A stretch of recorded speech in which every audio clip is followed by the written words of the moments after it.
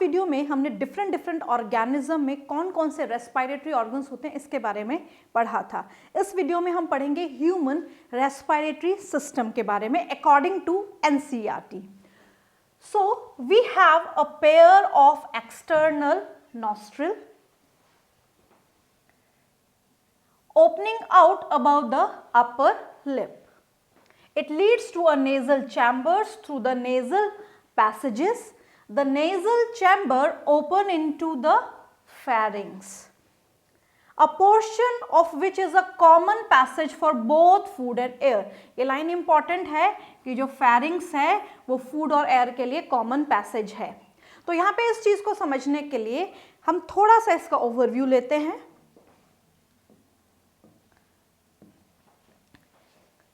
Respiratory system starts from nostril. कहाँ से start होता है? नॉस्ट्रिल से स्टार्ट होता है, जिनको हम बोलते हैं external nares. These are external nares, ये एक्सटर्नल नेयर्स हैं। अब जब एयर एक्सटर्नल नेयर्स से आती है तो चैम्बर में जाती है। इस पूरे चैम्बर को हम बोलते हैं नेजल चैम्बर, या इनको नेजल कैविटीज भी बोला जाता है। These are known as nasal chamber और नेजल कैविटीज। कैविटीज इसलिए क्योंकि दो है, दो नॉस्ट्रिल्स हैं तो दो ही नेजल चैम्बर्स होंगे। अब यहां पे इंपॉर्टेंट बात क्या है, जब हम नाक की बात करते हैं,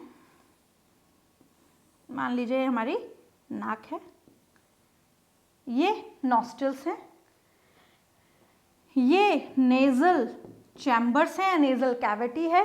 तो दो नेजल कैविटी हैं and these two nasal cavities are separated with the help of septum, यानी कि बीच में जो सेपरेशन है इसको बोलते हैं नेजल सेप्टम।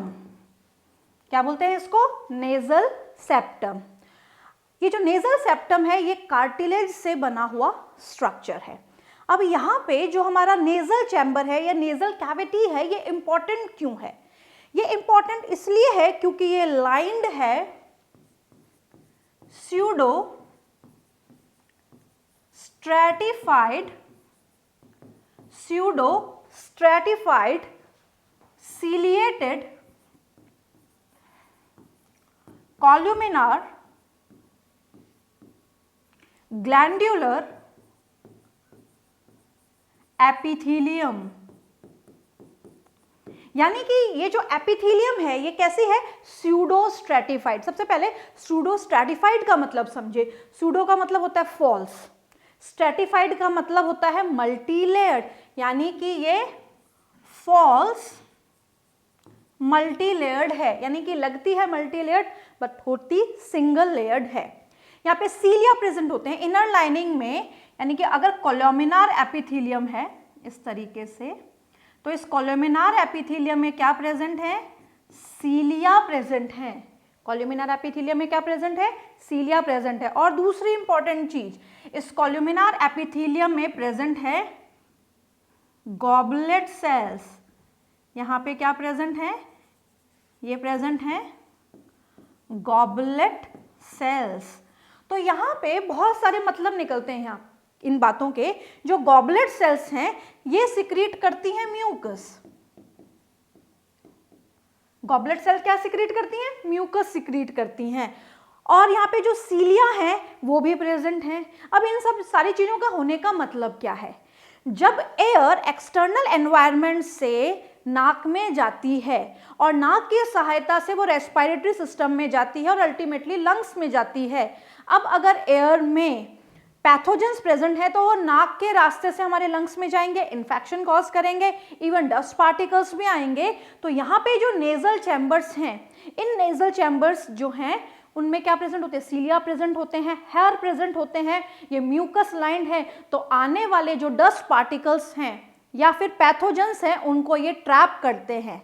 ये इनका एक बहुत इंपॉर्टेंट काम है। उसी के साथ साथ यहाँ पे और क्या क्या चीज़ें होती हैं और ये चैम्बर्स और क्या काम करते हैं? ये जो चैम्बर्स हैं ये पैथोजेंस को फिल्टर कर रहे हैं, यानी कि एयर का प्यूरिफिकेशन कर रहे हैं, एयर का फिल्ट्रेशन कर रहे हैं। ये जो चैम्बर्स हैं ये एयर कंडीशनिंग चैम्बर की तरह काम करते हैं। अगर बाहर से आने वाली हवा गर्म है तो उसको ठंडा करते हैं, अगर ठंडी है तो गर्म करते हैं। सिंपल सा कहने का मतलब ये है कि एयर जो बाहर से आ रही है उसको हमारी बॉडी टेम्परेचर के इक्वलेंट लेके आ रहे हैं, यानी कि हमारे बॉडी टेम्परेचर के कंपैटिबल लेके आ रहे हैं। इसी के साथ साथ ये तो बात हो गई इसके अगले हिस्से की। पिछले हिस्से में यहाँ पे एक और स्पेशलाइज्ड एपिथेलियम होती है, उसको हम बोलते हैं ऑल्फैक्टरी एपिथेलियम। क्या होती है यहाँ पे? Olfactory epithelium. ये जो ऑल्फैक्टरी एपिथेलियम है इसका एक नाम दिया गया है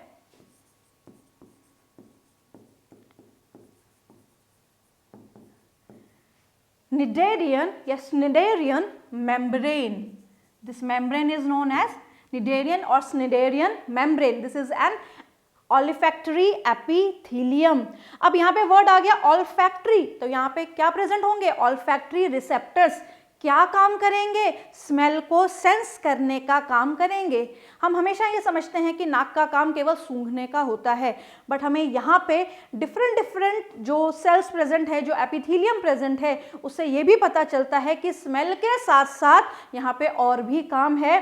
purification, air conditioning, filtration, humification, air को मॉइस्ट करना। तो ये सारे काम कहाँ पे होते हैं? ये सारे काम होते हैं नेजल चैम्बर्स में।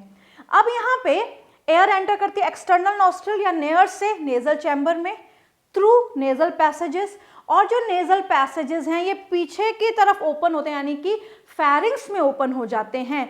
और जो फेरिंग्स में हिस्सा ओपन होता है, नाक का जो हिस्सा फेरिंग्स में ओपन होता है, वो होता है इंटरनल नेयर्स का, यानी कि जो इंटरनल नेयर्स हैं, जैसे एक्सटर्नल लेयर्स हैं वैसे ही इंटरनल लेयर्स है। ये इंटरनल लेयर्स ओपन होते हैं नेज़ोफैरिंग्स में।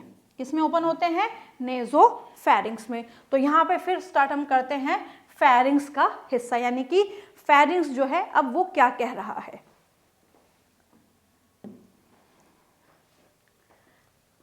फैरिंग्स is a common passage for both food and air. ये बात हमने पढ़ ली है कि फैरिंग्स एक इंपॉर्टेंट एरिया है, फूड और एयर के लिए कॉमन पैसेज है, यानी कि हवा भी आएगी तो भी फैरिंग्स में आएगी और खाना भी खाएंगे तो भी वो फैरिंग्स में जाएगा। The फैरिंग्स open into लैरिंग्स। फैरिंग्स कहाँ पे ओपन होता है? फैरिंग्स लैरिंग्स में ओपन होता है। And लैरिंग्स into the trachea. लैरिंग्स किस में ओपन होता है? ट्रैकिया में ओपन होता है। अब यहाँ पे जब हम फैरिंग्स की बात करते हैं तो फैरिंग्स के 3 हिस्से होते हैं। फैरिंग्स के कितने हिस्से होते हैं? 3 हिस्से। जैसे सबसे पहले आता है नेज़ोफैरिंग्स। सबसे पहले आता है नेज़ोफैरिंग्स। नेज़ोफैरिंग्स के बाद आता है ओरोफैरिंग्स। ओरोफैरिंग्स के बाद आता है लैरिंजोफैरिंग्स। तो यहां पे 3 हिस्से हो गए फैरिंग्स के, नेज़ोफैरिंग्स, ओरोफैरिंग्स, लैरिंजोफैरिंग्स। तो जो नेजल पार्ट है, यानी कि इंटरनल जो नेयर्स हैं, इंटरनल नेयर्स कहां पे ओपन होंगे? नेज़ोफैरिंग्स में। फूड पाइप वाला जो पार्ट है वो किससे एसोसिएटेड रहेगा? ओरोफैरिंग्स से, यानी कि ओरल कैविटी के साथ जो फैरिंग्स का हिस्सा एसोसिएट रहेगा उसको हम कहेंगे ओरोफैरिंग्स। और लैरिंजोफैरिंग्स यानी कि फैरिंग्स का वो हिस्सा जो लैरिंग्स के पास है। तो यानी कि 3 हिस्से हो गए फैरिंग्स में, और फैरिंग्स एक कॉमन पैसेज है फूड और एयर दोनों के लिए। Next is larynx is a cartilaginous box which help in sound production and hence called the sound box. जो larynx है वो क्या करता है? साउंड प्रोडक्शन में हेल्प करता है, इसीलिए उसको बोलते हैं साउंड बॉक्स। यहाँ पे 2 बातें बहुत इंपॉर्टेंट है कि larynx कार्टिलेज से बना हुआ है, कार्टिलेजिनस बॉक्स यानी कि कंप्लीट लैरिंग्स कार्टिलेज से बना हुआ है। यहाँ पे ये साउंड प्रोडक्शन में हेल्प करता है, इसीलिए इसको साउंड बॉक्स या वॉइस बॉक्स भी बोला जाता है। अब यहाँ पे अगर हम लैरिंग्स के हिस्से को देखें तो लैरिंग्स डिफरेंट डिफरेंट टाइप के कार्टिलेज से बनता है। लैरिंग्स में टोटल 9 कार्टिलेज होते हैं। लैरिंग्स में टोटल कितने कार्टिलेज होते हैं? 9 कार्टिलेजेस होते हैं। इसमें से जो सबसे इंपॉर्टेंट कार्टिलेज है दैट इज थायरॉइड कार्टिलेज। सबसे इंपॉर्टेंट कार्टिलेज है इसका थायरॉइड कार्टिलेज, जो लैरिंग्स का सबसे ज्यादा एरिया कवर करता है, आगे से पीछे लैरिंग्स को प्रोटेक्ट करता है।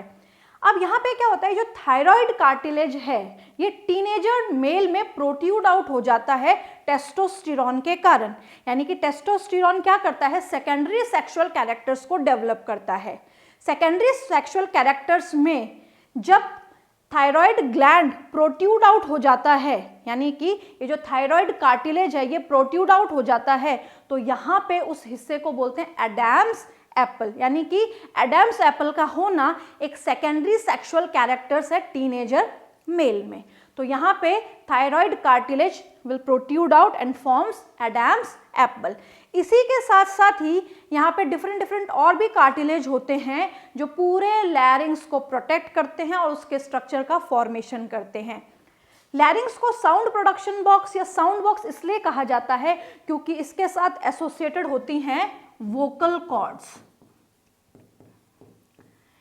जो हमारे स्वर हैं यानी कि जो हम बोलते हैं फोनेशन है, उनको बोलने में मदद करती है वोकल कॉर्ड्स। तो यहाँ पे लैरिंग्स के साथ क्या प्रेजेंट होती हैं, वोकल कॉर्ड्स, इसीलिए इसको क्या बोला जाता है, साउंड बॉक्स। ड्यूरिंग स्वॉलोइंग, जब हम खाना निगलते हैं तो खाने के निगलते वक्त यहाँ पे एक स्ट्रक्चर होता है glottis, can be covered by a thin elastic cartilaginous flap called epiglottis. आगे जो पाइप है हमारी that is wind pipe, wind pipe के पीछे जो पाइप है दैट इज फूड पाइप। तो जब हम खाना निगलते हैं तो निगलते वक्त खाना कहाँ आना चाहिए, फूड पाइप में आना चाहिए, विंड पाइप में नहीं जाना चाहिए। तो विंड पाइप की जो ओपनिंग है सबसे पहले तो उसको बोलते हैं ग्लॉटिस। मान लीजिए विंड पाइप है और इस विंड पाइप की जो ओपनिंग है this opening is known as glottis. अब ये जो ग्लॉटिस है इसको कवर करते हैं, मान लीजिए ये विंड पाइप है और इस विंड पाइप की ओपनिंग है, इसको हम बोल रहे हैं ग्लॉटिस। ग्लॉटिस के ऊपर एक फ्लैप है, ये कार्टिलेज से बना हुआ है, ग्लॉटिस के ऊपर है, इसलिए इसको बोलते हैं एपीग्लॉटिस। क्या बोलते हैं इसको, एपीग्लॉटिस। तो जैसे ही हम स्वॉलो करते हैं ये एपीग्लॉटिस ग्लॉटिस को कवर करता है, जिससे फूड पार्टिकल्स हमारे विंड पाइप में या ट्रैकिया में जाने से रुक जाते हैं। So here, during swallowing, glottis can be covered by a thin elastic cartilaginous flap called epiglottis to prevent the entry of food into the larynx. यानी कि larynx और trachea में food को जाने से रोकते हैं। इसके बाद आता है trachea. Trachea क्या है?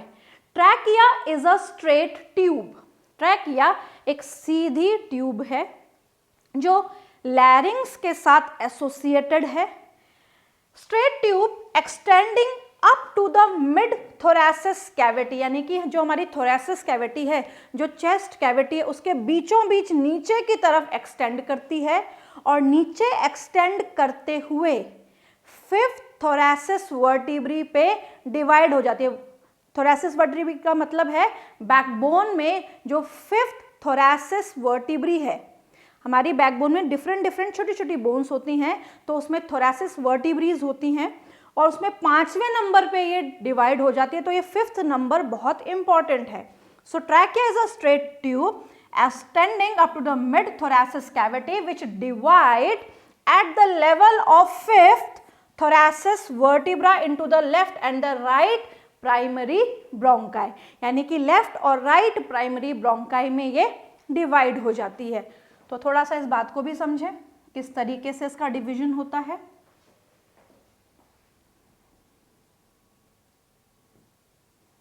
मान लीजिए ये ट्रैकिया है और ये 5th थोरैसिस वर्टिब्री पे इस तरीके से डिवाइड कर गया। Clear?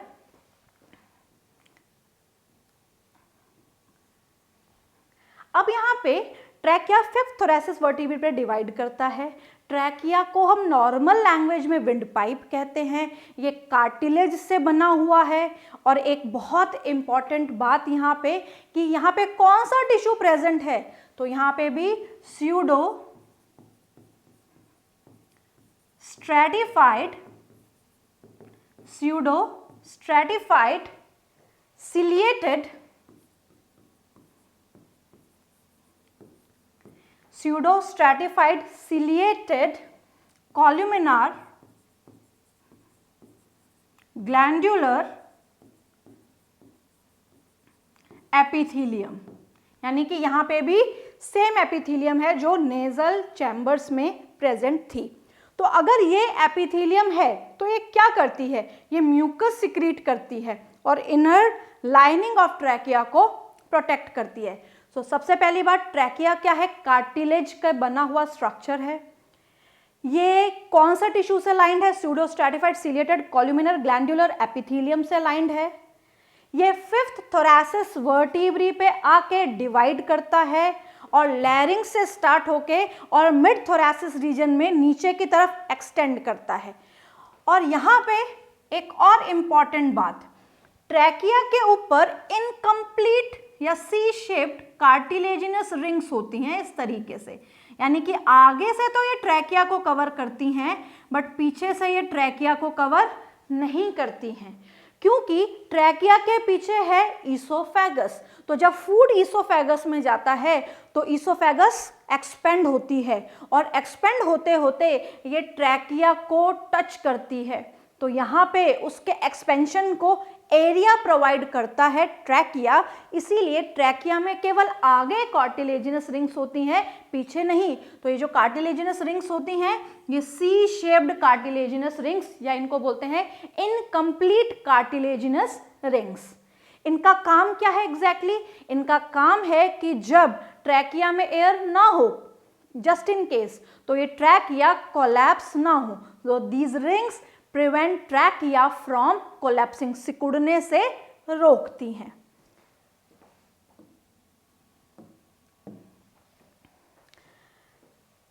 Trachea is a straight tube extending up to the mid-thoracic cavity which divide at the level of fifth thoracic vertebrae into the left and the right primary bronchi। यानी कि जब trachea divide होता है तो क्या बनता है, bronchi बनता है। एक ब्रोंकाई लेफ्ट होता है, एक राइट होता है, क्योंकि हमारी बॉडी में दो लंग्स हैं तो लेफ्ट ब्रोंकाई लेफ्ट लंग में एंटर कर जाता है, राइट ब्रोंकाई राइट लंग में एंटर कर जाता है। Each bronchi undergo repeated divisions to form the secondary tertiary bronchi and bronchioles extending up in very thin terminal bronchioles। यहाँ पे कहने का मतलब है कि जब ट्रैकिया डिवाइड होता है तो प्राइमरी सेकेंडरी टर्शरी ब्रोंकाई बनते हैं, ब्रोंकाई के डिवीजन से ब्रोंकियोल्स बनते हैं, यानी कि ब्रांचेस बनती चली जाती हैं, लगातार ब्रांचेस यहाँ पे बनती चली जाती हैं। Next is the bronchi and the bronchioles ending up in a very thin terminal bronchioles। यानी कि जो bronchioles हैं उनमें क्या प्रेजेंट है, टर्मिनल bronchioles भी प्रेजेंट है। The trachea, primary, secondary, tertiary, initial bronchioles, ये बहुत इंपॉर्टेंट लाइन है। Primary, secondary, tertiary, initial bronchioles तक क्या प्रेजेंट है, कार्टिलेजिनस रिंग्स प्रेजेंट हैं। उसके बाद वाले जो ब्रोंकियोल्स हैं वहां पे कार्टिलेजिनस रिंग्स प्रेजेंट नहीं है।